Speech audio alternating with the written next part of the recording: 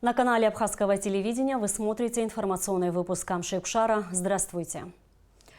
Президент республики Рауль Хаджимба выступил с обращением к народу Абхазии, в котором отметил, что эти выборы главы государства продемонстрировали политическую зрелость общества, наличие плюрализма мнений, способность делать осознанный выбор.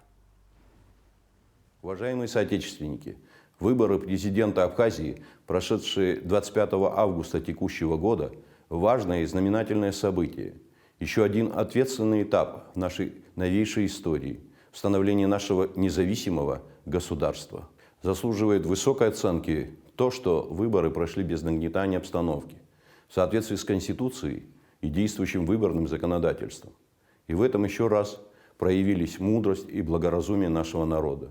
Выражаю искреннюю признательность всему народу Абхазии, всем нашим гражданам за участие в выборах, за активность и проявленное политическое самосознание, уважение к демократическим принципам. Эти выборы продемонстрировали политическую зрелость общества, наличие плюрализма мнений, способность делать осознанный выбор.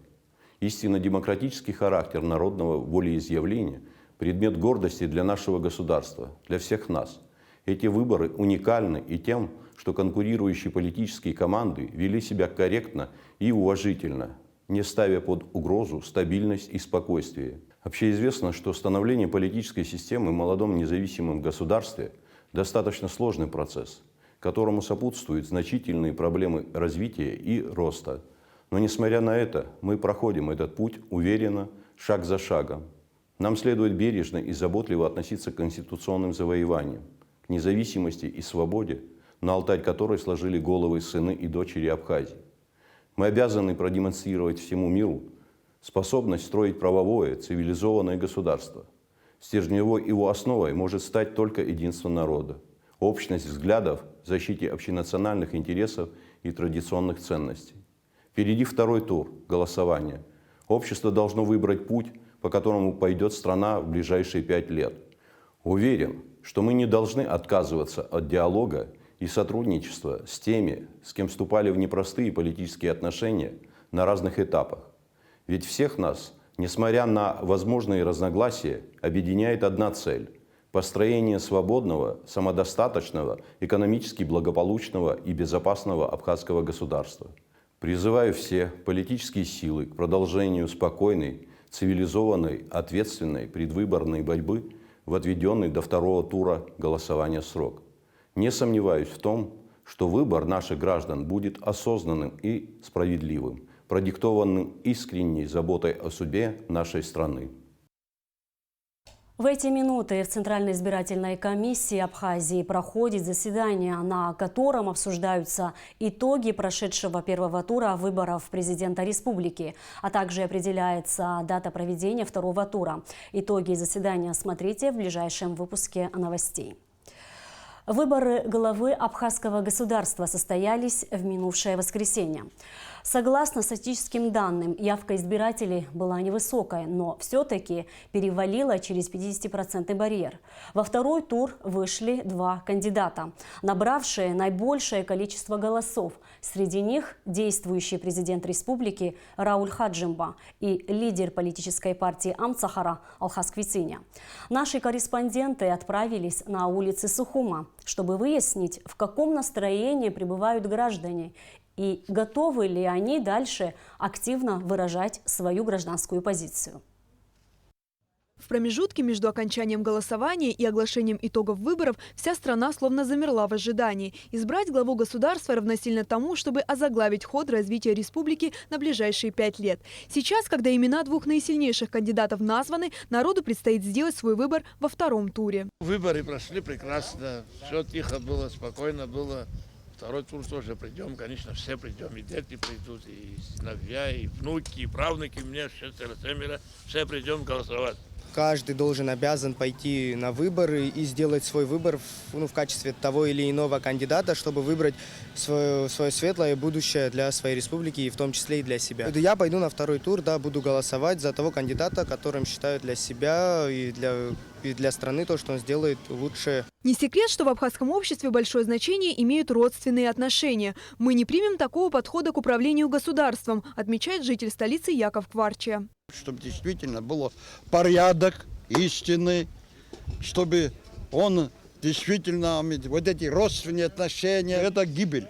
Когда своих родственников поставит, он погибает, далеко не уйдет. Поэтому должен стать действительно как народным, как в других государствах. Не то, что там пугать, абхазцы никогда не испугаются, но порядок и бзен, общее, они все будут законопослушны.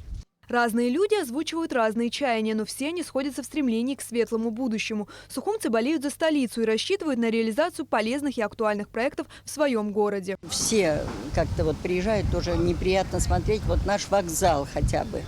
Самое главное, это лицо города, я считаю, потому что сколько лет, и он вот это хотела бы. В обществе бытует мнение, что современная абхазская молодежь менее активна, чем представители старшего поколения, привыкла выражать свою гражданскую позицию. Так ли это на самом деле? И почему молодые люди неохотно идут голосовать? Мы решили выяснить на улицах Сухума.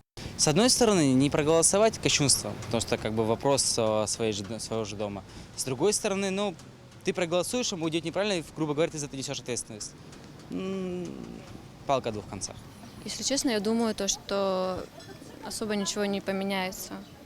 Даже если сменится власть, мне кажется, особо ничего не изменится. Но все-таки хочется надеяться, что все будет хорошо. Первый тур выборов президента республики позади. Впереди второй тур. И совсем скоро мы узнаем, кого выберет народ Абхазии главой государства. Амелия Бисмарк, Ильдар Дамиров, Абхазское телевидение. Министр экономики Абхазии Адгур Ардзинба находится с рабочим визитом в Сирийской Арабской Республике. Делегация Министерства экономики Абхазии по приглашению сирийской стороны примет участие в 61-й международной Дамасской ярмарке, которая состоится 28 августа. В ходе рабочего визита Адгур Ардзинба 27 августа встретился с министром экономики и внешней торговли Сирийской Арабской Республики Мухаммедом Самер Халилем. В ходе встречи министры обсудили вопросы текущего торгово-экономического взаимодействия двух стран. Адгур Ардзинба проинформировал сирийского коллегу о том, что правительство Абхазии в соответствии с ранее подписанными соглашениями утвердило состав абхазской части совместного абхазо-сирийского комитета по экономическому, торговому, научному, техническому и культурному сотрудничеству. Министр экономики и внешней торговли Сирии сообщил, что формирование сирийской части комитета находится на завершающей стадии. Министр экономики Абхазии отметил, что конкретные направления работы совместного абхазо-сирийского комитета будут обозначены на первом заседании, которое состоится до конца текущего года на территории Республики Абхазия. Завершился официальный визит делегации Всемирного абхазо-абазинского конгресса в Иорданию. По сообщениям официального сайта Конгресса, за время визита председатель Высшего совета ВАК Муса Экзеков и исполнительный секретарь Инар Гицба провели встречи с политическими и общественными деятелями Иордании. Встретились с руководством посольства России в Иордании. Посетили офис общественной организации Диуан Абаза. Это организация, объединяющая абхазов и абазин Иордании. Посетили черкесский спортивный клуб Аль-Ахли Клаб в Омане. Инар Гицба оценивает рабочий визит плодотворным и эффективным. Более подробно расскажем о визите ВАК в Иорданию в наших ближайших выпусках. Более 3 лет назад в Абхазии стартовал военно-исторический проект возвращения имени, который направлен на поиски без вести пропавших во время Великой Отечественной войны военнопленных, красноармейцев, узников немецких лагерей. Из Абхазии на фронт были призваны около 55 тысяч человек, из которых до 8 тысяч человек пропали без вести. Главная задача проекта – это поиск родных военнопленных, карточки которых удалось найти в немецких архивах и которые более 70 лет считались без вести пропавшими. Подробности в репортаже Сарии Кварцхеля. Керчь является одним из первых городов, попавших под удар немецко-фашистских войск в начале войны. За все время через него четырежды проходила линия фронта. И за годы войны город был дважды оккупирован немецко-фашистскими войсками. Во время Великой Отечественной войны в 1942 году на Керченском полуострове погибли несколько тысяч жителей Абхазии, которые специально призывались на фронт для проведения Керченско-Феодосийской операции. Об этой битве мало что говорится, и найти информацию было сложно. Но благодаря проекту возвращения имени найдены уцелевшие архивные документы и восстановлены более сотни имен пропавших без вести. Проект занимается решением 3 вопросов. Первый вопрос – это судьбы узников немецких концлагерей для военнопленных. Таковых из числа жителей Абхазии на сегодня насчитывается 400 человек. Мы уже нашли и вручили документы 175 семьям, но в ходе проведения работ мы выяснили еще 2 очень важных вопроса, на которые до сегодняшнего дня не было ответа большому числу жителей республики. Первый вопрос – это судьбы тех военнопленных, кто после возвращения из немецких концлагерей был повторно осужден судами НКВД и умер в колониях от травм и болезней. Я сегодня хотел бы сообщить большому числу родственников, которые знают, что их родные пропали без вести или погибли при невыясненных обстоятельствах в городе Керчь.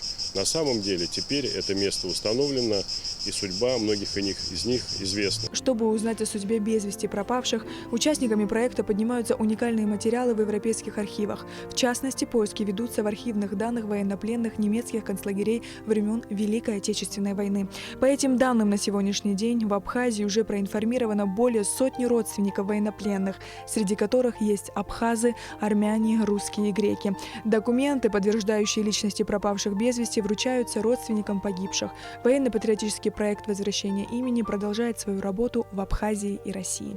Я хотел бы сообщить, что у нас начинается новый проект, который будет называться «Абхазия-Крым 4220». Это 1942 год, война на Керченском полуострове, и 2020 год – это 75-летие Победы.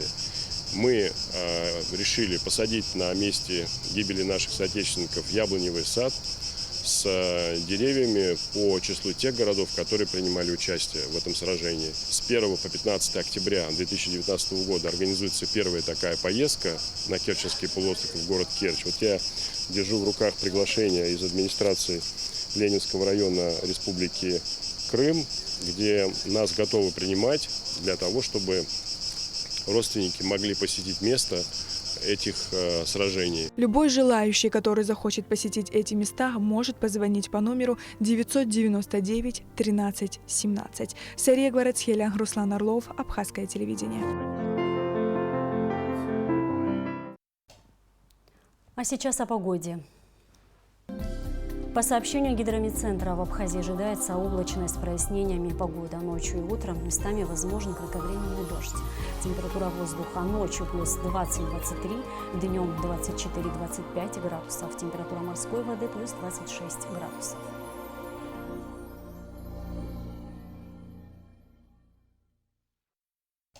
И на этом наш выпуск завершен. Всего вам доброго.